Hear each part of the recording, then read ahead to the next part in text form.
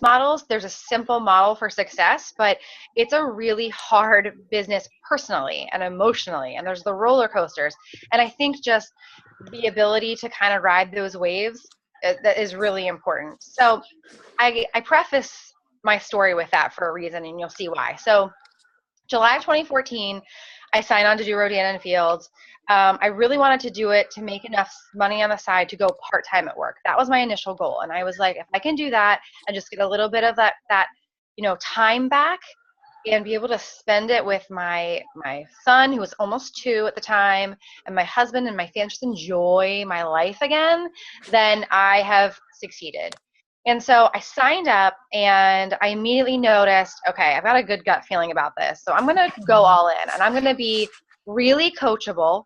So I was really, really coachable. Everything that, I swear, if Jesse had told me, go run outside without your shirt on, I would have been like, yes, ma'am, I'm on it, because I was determined to make this work. And I could tell she knew what she was talking about. So I was really coachable, listened to my sponsor, listened to my upline, like word for word, you tell me what to do and where to go, and I'm there. And I hit, well, first of all, I got pregnant like 3 or 4 months in, and I had a 2-ish-year-old crazy toddler and an awful pregnancy. I mean, sick as a dog every day, like brutal. And I still managed to hit level 5. So level 5 is kind of the first, like one of the first really important promotions in our company. And that's kind of when you become eligible for your car and the trips and all of that stuff. So hit level 5 while I was barfing. It was great. Um, and I was like, okay, I can do this. Like, this is, my team is starting to grow, and I've got a good customer base. So that was March of 2015. I hit level 5. May, 2 months later, I hit Premier, which is when you earn a trip to Napa and San Francisco and our home office and to meet the executive team. So that was awesome. I got that, and I was like, man, I'm rolling now. This is sweet. And in August rolled around, so I'm about a year in, and back in May too, I had also matched my corporate salary. So I knew at that time, I can have this baby. I was 6 months pregnant. I can have this baby, and I have options. I can pretty much do whatever I want. So August rolls around. I have Alex. I spend the 3 days in the hospital. I come home, and I have a 3-day-old baby, and my parents sit us down and say, your mom has cancer. Kind of a bummer. And I'm like really hormonal, like super postpartum-y, and my mom has cancer. Okay. Kind of lost my mind at the dinner table that night. The very next day, Jessie calls me. Now my baby is 4 days old. She calls me and she says, hey, I know your mom's sick and I know you have like a brand new baby, but how do you feel about a Lexus run? Like, I really think you can qualify for your Lexus this month. There's like 9 days left in the month, and it's a volume, like cars are, it's volume based. Like, my team volume had to be a certain amount to get the car. And I was like, sure, Jesse, like, I am drugged still from the C-section. Haven't had any sleep for a week. Like, yeah, Jesse, let's just do that. That sounds like a great idea. So qualified for my Lexus, had to maintain for the next 2 months, did that, boom. End of October, I'm a Lexus earner, and I hit Elite, which is the second highest title in our company. It's when you earn the trip to Maui. So then this is when it gets really fun.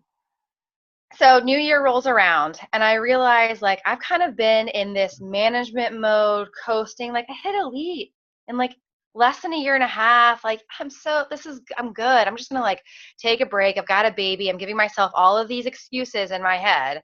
My mom's sick. I have a baby. Like, why do I don't need to like do my daily consistent activity that I'm supposed to. Like, that's silly. I'm Elite already, whatever. And then I start to see my business team volume. I hit a signing drought, didn't sign any business partners for 5, 6 months, which was not at all the norm for me. And my team volume starts creeping down, creeping down, creeping down. And I was like, I blew it. I like totally should have been working every single day, and I wasn't. I was making excuses for myself. So March rolls around in the middle of this drought.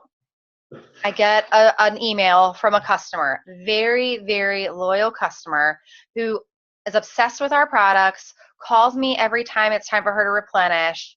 And she says, listen, I'm going to cancel my account. I love the products, but I can't support you anymore because your company gives their consultants trips and cars. And I don't like how you post on Facebook about working from home.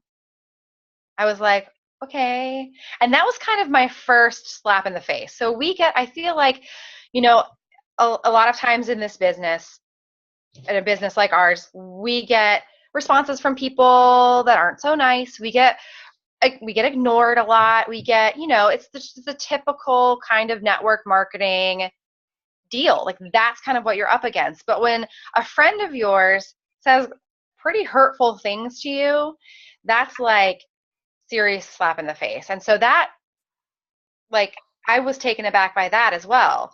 And then I started questioning everything. Like, what am I doing? Am I doing something wrong? Like, what should I be doing instead of, I'd been very successful, and all of a sudden I was questioning my behavior. I was questioning, this business, and I was, myself.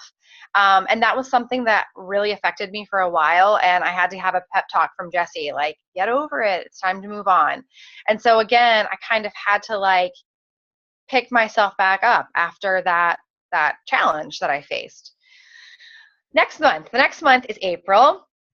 And Brooke, I don't know if you know this or have noticed, but my two best friends in the whole entire world decided that they were going to join a competitor, a direct selling skincare company. And I'm not talking about like my best friend from kindergarten. I'm talking about my maid of honor and another bridesmaid in my wedding. They were like, hey, we're going to do this. And I was like, dagger. I mean, I've been talking to them for a year and a half about joining me. Like, we'd have so much fun together. This is and they joined. They could have sold anything. They could have sold leggings or jewelry or whatever, but they chose to sell skincare for another company. And I knew that may get awkward with our giant shared network. And so we had, eek and ouch. That's right. Bad. It was very hurtful, and they acted like it's not a big deal. Why I don't understand why you're making a big deal. Why are you being so dramatic? And so again, here I am. I'm questioning myself. I'm wondering, am I doing the right thing? Like, is this what I'm supposed to be doing? Why are my friendships being affected? And I'm not telling you guys this to scare you or anything, but I think a lot of times when people have fast success in a business like this, people think that it's been easy.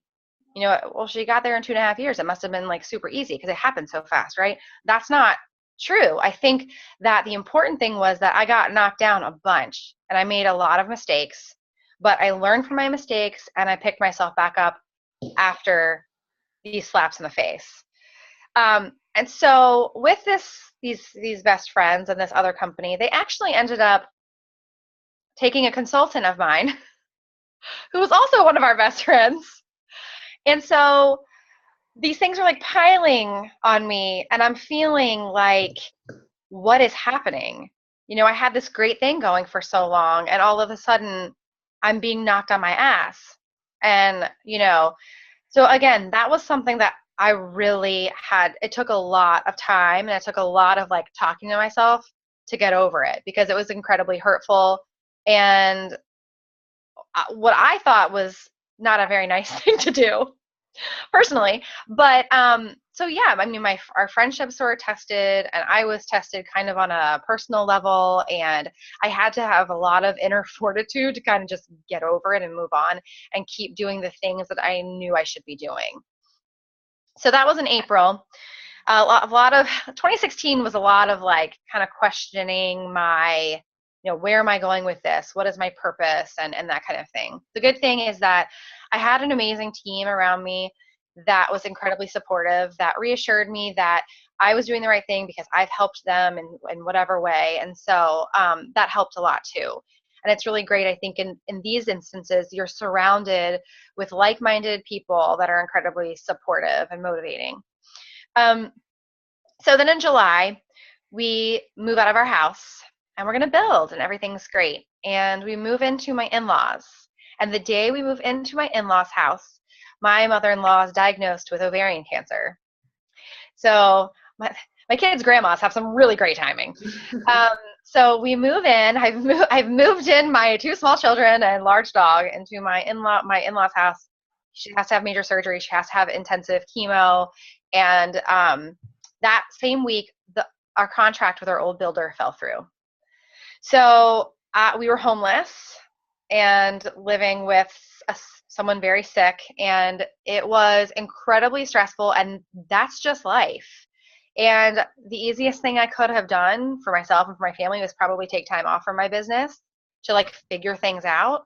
But I knew that I shouldn't do that because I did that before and it was a mistake.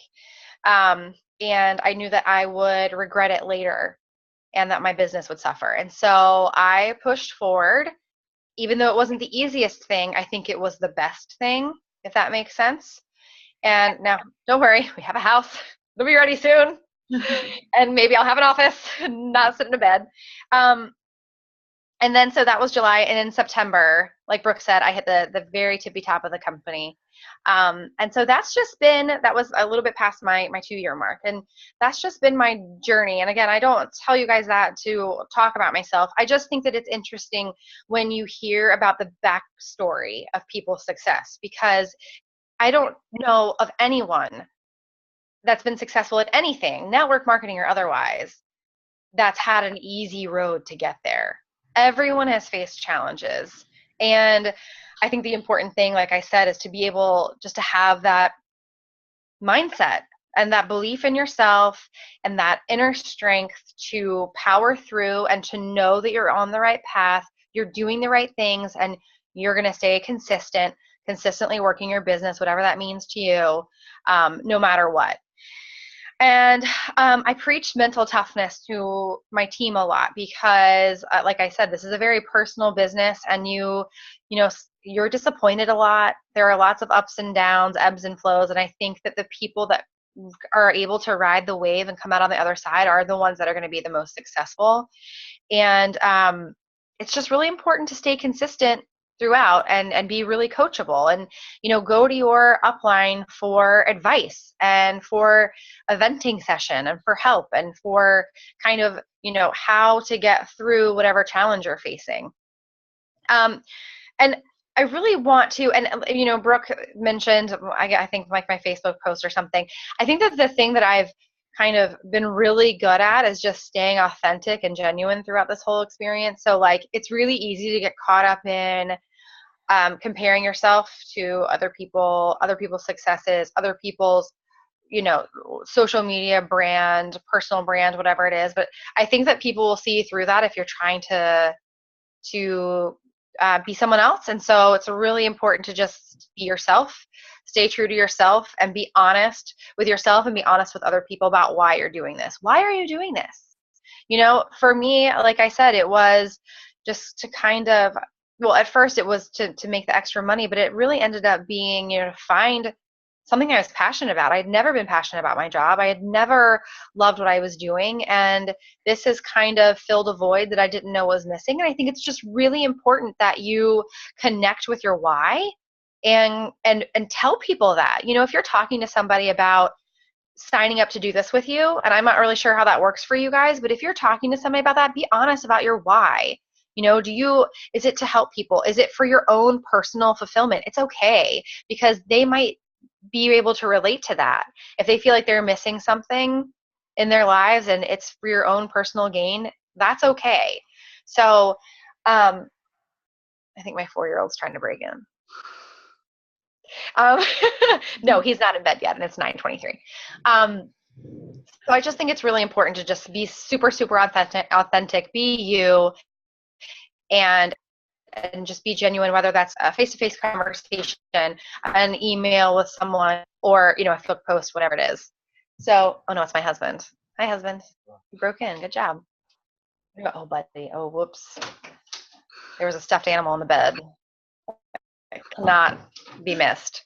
So I'm going to leave. So I love sports stories. I love I just feel like they relate so well to a business like this. And I'll tell you guys about my sister another time. She played basketball at Tech, Brooke, and she had a tough road. But anyway, it's not about her. I wanted to. That's another good story, though. I wanted to talk about a scene in A League of Their Own, which was my favorite movie growing up.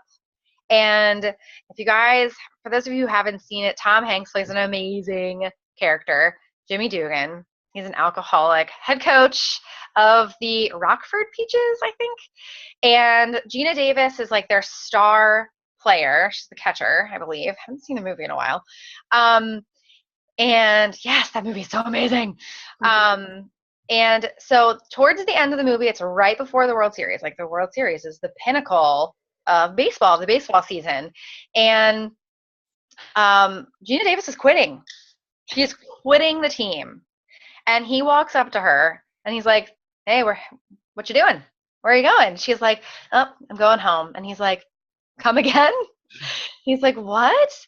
And she's, he basically calls her a chicken shit for quitting and for walking away. And he's like, listen, I gave up 5 years of my life because I was an alcoholic. I could have been playing baseball. I could have been this great baseball player, this star. And I gave it up because I chose the bottle instead because the alternative was just too hard. And she said, it just got too hard. And I don't want to get this quote wrong, so I'm going to read it. And he said, it's supposed to be hard. If it wasn't hard, everyone would do it. The hard is what makes it great. And so I just love that. And I love how it relates to a business like this, because you guys, if it wasn't hard, everyone would do it. Everyone would do it well. And it wouldn't be worth it because easy things are rarely worth it, right? So every time you think you're thinking this is just too hard or I don't have the time to work my business today, think about the payoff in the end and how if you keep pushing forward and you stay consistent and you do the things that you know you're supposed to do, think about the payoff and think about the success you'll have in the end. So that's it for me. I hope I didn't ramble too much. No, that was awesome. And I love that. I love that. I think that's it. That's all I wanted to cover. Well, we'll do some questions too if anybody has anything. Sure. It's a great movie, and I love sports too. So that's oh my gosh, I love that movie. Brooke, remind me I want to tell you about my sister because I know you play basketball too. I want to tell you about her. So I have a question because you did start before you quit your job. Yes. So, like for me and a lot of people on here, we work, and so how do you share like your desire to not work on Facebook when you're working? I was kind of vague about it. Like I alluded to the fact. I just think I really I mentioned wanting that time and that flexibility and just the things that I craved in my life that I didn't have. Right. I talked about that as opposed to saying like I want to quit my job. I just alluded to the fact that I can't wait for the day that I can go pick up my kids early from school, or that I don't have to worry about, taking off a day if one of them is sick, or working from home, or I can't wait to have to juggle all of these different things. I just felt like I said, I felt like I was failing at all aspects. And so I really just spoke to that and how I was just craving a better balance. Instead of, saying, oh, can't wait to quit my job one day. Right. I was friends with a lot of coworkers, so I had to be careful with that. But I still alluded to it because I wanted people to know. I wanted my network to know what I was looking forward to achieving, what I thought was possible with the business. Right. Kristen has a question. You said that you had 2 close friends that signed on with other bids. How are you getting outside your own warm market and expanding your network? I have been doing that a lot lately. So they're all college people. And Brooke, do you know who I'm talking about? No, who is it? Jen. So Lyles. No, Jen. Well, she's on Jen Buckley's team. I thought, okay, I'll talk to you about her later. But okay, yeah.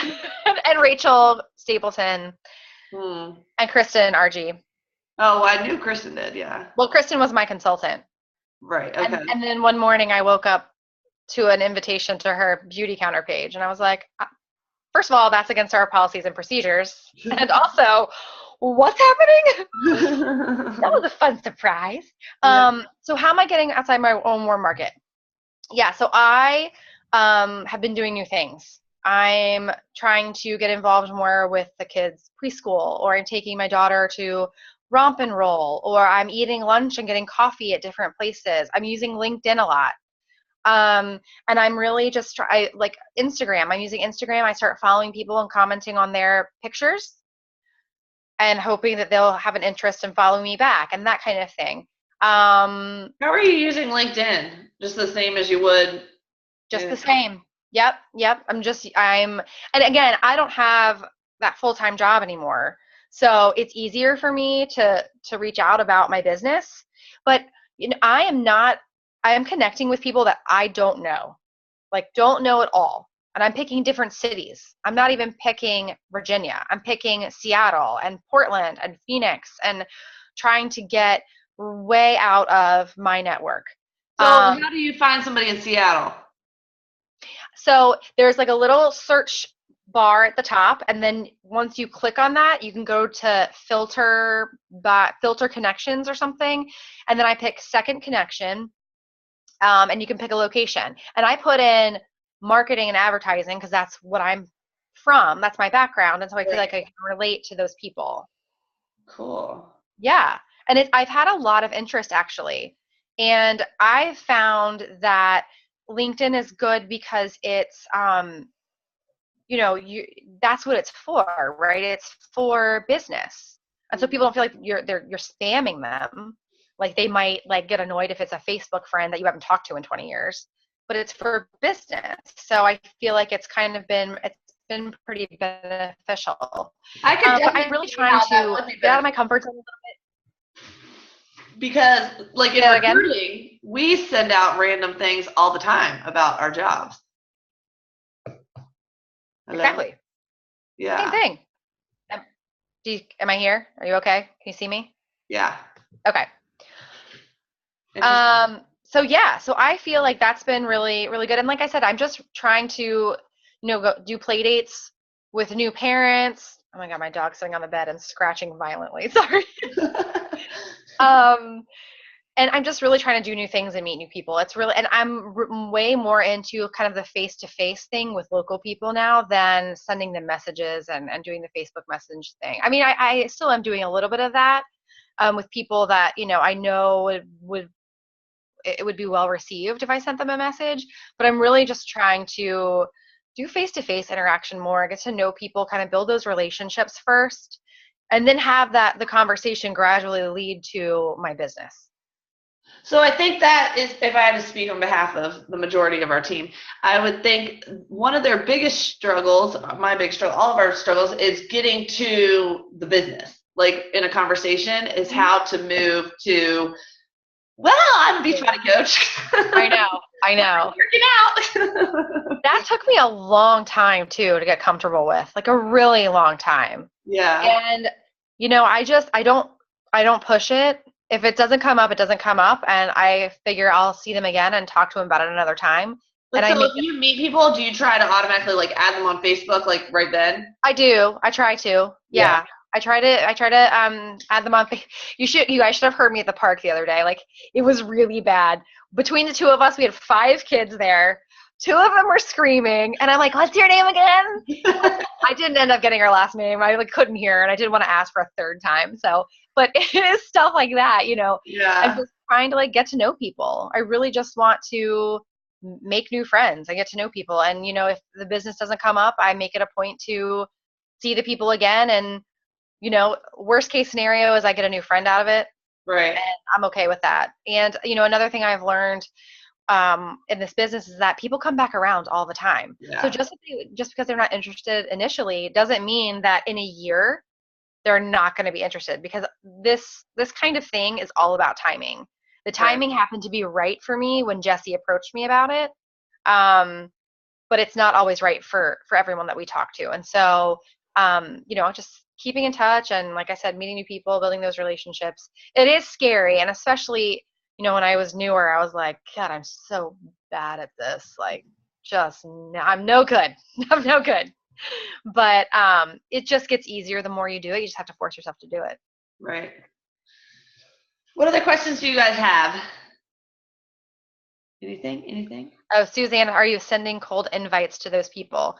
So I'm just connecting. Yeah, I'm just connecting with everyone. And I am also posting on LinkedIn too.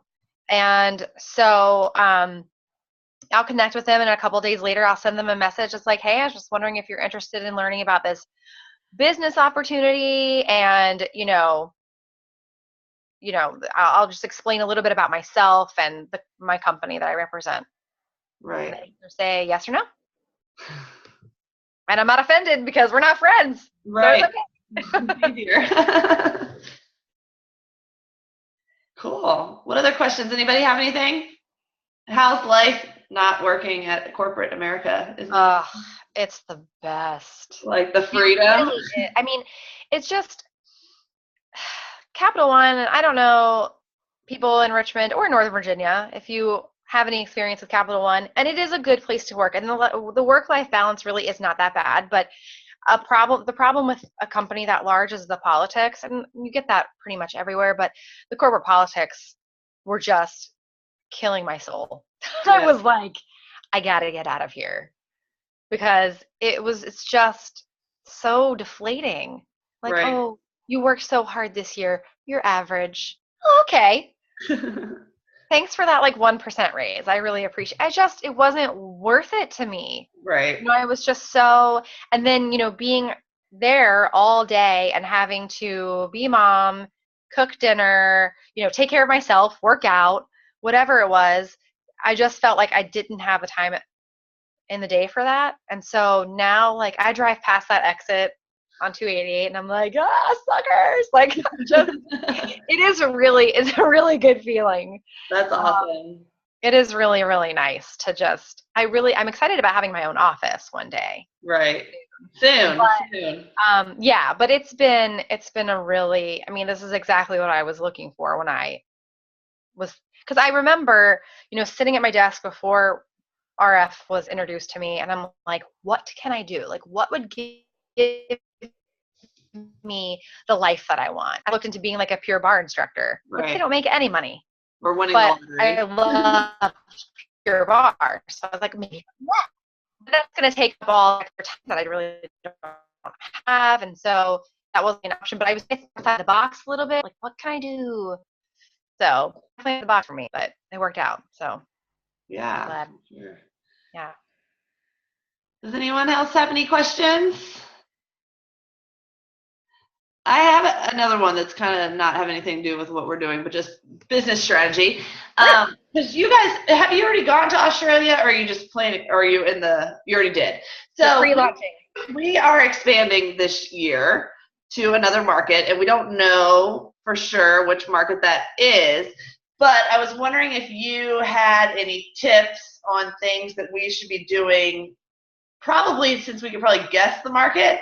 Should we be trying to meet people there, and also what do you suggest? Yes. So if you have a good idea of so we're in the pre-launch phase right now, which means we have not officially launched. Our products are not for sale there, but you can pre-enroll under people. So team has 11 Australian pre-enrollees or something. Okay. And so they get training. They can get plugged into team pages. I actually just started a chat with a Facebook chat with all of our pre-enrollees and their sponsors. The thing is, start asking around, ask your network. Do you know anybody in whatever area? And see if you can start just building your connections there. You can search on LinkedIn for people. Right. And the key is, when you get someone interested, is to keep them engaged, because it's really easy to get excited way ahead of time, and then you lose them. Right. And so I think that's something that we learned with Canada a couple of years ago. We didn't do a good job of keeping, and I was brand new, but we didn't do a good job of keeping them engaged, and we lost a lot of people. And so I would just say, start asking your network, start asking around, searching for people on social media and that kind of thing, and get kind of plugged into and learn about their culture too. Because that's a big thing with Australia. They feel a certain way about skincare. They feel a very certain way about network marketing. And so you have to be very sensitive to their culture too. And yeah, but start asking around. And if you get someone interested, just make sure that you're staying in touch and like I said, keeping them engaged. Awesome. Well, good luck with that. Thanks. I wish I could like go there and I'm sure you'll be able to as soon as you guys like launch. Well, their trip, the RFX Circle trip last year was to Australia. Oh, cool. And then we launched there, but that's such a long. I'm like, Jesse's like, we have to go to Australia. I'm like, oh, sure. Wait, so how long is your like launch period? So I think we learned you were going to Australia months ago, right? We learned we learned a long time ago actually, and then we pre-launched in December, and then so and we're getting an official launch date March 2nd, but it's going to be sometime in Q2, so about 6 months, I guess, of a pre-launch phase. And again, our corporate team is there. They're traveling around the country. They're doing events, so they're trying to like train people and keep them engaged with what's going on in the company. But yeah, it's been 6 months. It'll have been 6 months of a pre-launch phase. So when will you guys know where you're going? I don't know. I mean, I have suspicions, but then I think that we probably won't know till like Summit. When's that? July. Oh, yeah. And so do you know like the time frame, like when you're supposed to be going to another? Okay. I mean, this year. No, I know it's this year. Oh, okay. Okay. Well, that's good. So, yeah, I guess it can't be that long if it's. Do you think it's England? Uh-huh. UK? That's my guess. Yeah. That would be good. Yeah. Because again, the culture is not that different. Like I think that after Australia, we're going to Asia. Okay. And Asians love them some skincare. Like the Asian skincare market is, I mean, multiple times what it is in the US. Right. But the culture is vastly different. Right. So I think that's just kind of why we've delayed going there, because we have a lot to learn. Well, that's a great tip, to learn about the culture and their feelings. Yes. Yes. Like, yeah. Because we learned that Australians are very skeptical of direct sales. They don't like to be called or whatever. And they don't like, this is going to be like sound random, but they don't like any sort of like religious aspect. Okay. Business, if that makes sense. They like to keep them separate. And I know a lot of people in businesses like ours, kind of intertwine them, which is fine. But, that's something that we learned too. Like they don't like that. Right. And so, it's definitely interesting to kind of learn what they're into and what like their likes and dislikes. I feel like I'm like dating someone. Like, tell me more about yourself. Yeah, well, I want to take up all your time tonight talking about it, but I would definitely want to keep in touch about that. And we'll chat about it for sure. Move forward in your process for sure. Yep. Anybody else have any questions? Let's take a picture real quick. Everybody smile. All right. Cool. Awesome. Well, thank you so much. That was really, really an awesome little spiel you gave us. Oh, good. I hope you guys liked it. I always feel like I talk too much. Well, you're supposed to be talking. I know. I always feel weird about it. I'm like, left your house, That's an awesome neighborhood. I'm excited for you. I'm so excited. I can't wait. I just, I need a home again. Like, I really need a house. I know. I would feel so just unorganized. I'm not even going to show you what I'm living in right now. Like, the room is just piles of stuff because we have nowhere to put it. It gives me like heart palpitations. All right, girl. Well, good luck with everything, and we'll be in touch. Thank you. Thanks, guys. Have a good night. Bye. Bye.